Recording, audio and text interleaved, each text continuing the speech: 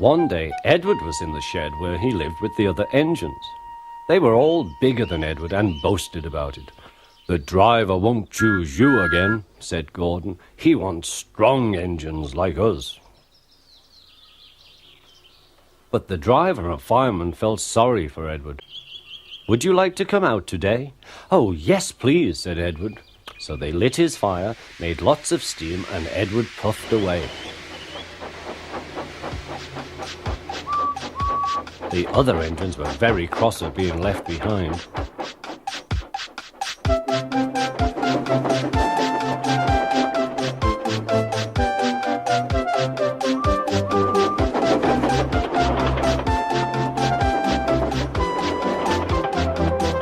Edward worked hard all day.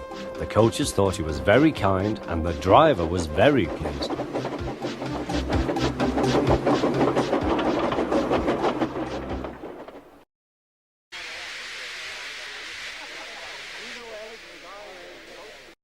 "I'm going out again tomorrow," Edward told the other engines that night. "What do you think of that?" But he didn't hear what they thought, for he was so tired and happy that he fell asleep at once. Next morning, Edward woke up to find nothing had changed. Gordon was still boasting. "You watch me, little Edward, as I rush through with the express. That will be a splendid sight for you. Goodbye, little Edward. Look out for me this afternoon."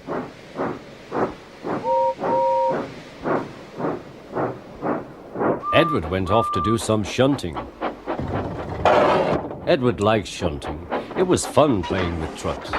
He would come up quietly and give them a push. Then he would stop and the silly trucks would go bump into each other. "Oh!" they cried. "Whatever is happening?"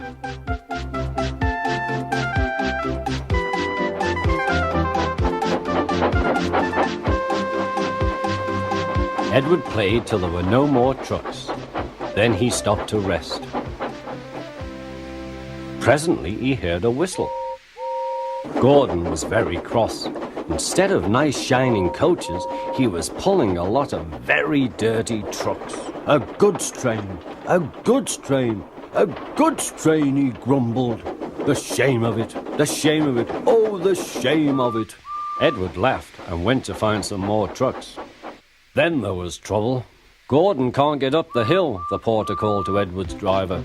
"Will you take Edward and push him, please?" They found Gordon halfway up and very cross. His driver and fireman were talking to him severely. "You're not trying." "I can't do it," said Gordon. "The noisy trucks hold an engine back so." Edward's driver came up. "We've come to push." "No use at all," said Gordon. "You wait and see," replied Edward's driver. They brought the train back to the bottom of the hill.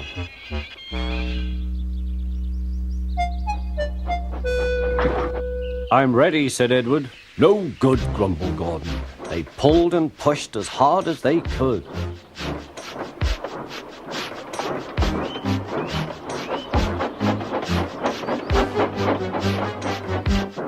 "I can't do it, I can't do it, I can't do it," puffed Gordon. "I will do it, I will do it, I will do it," puffed Edward. Edward pushed and puffed and puffed and pushed as hard as ever he could. And almost before he realized it, Gordon found himself at the top of the hill.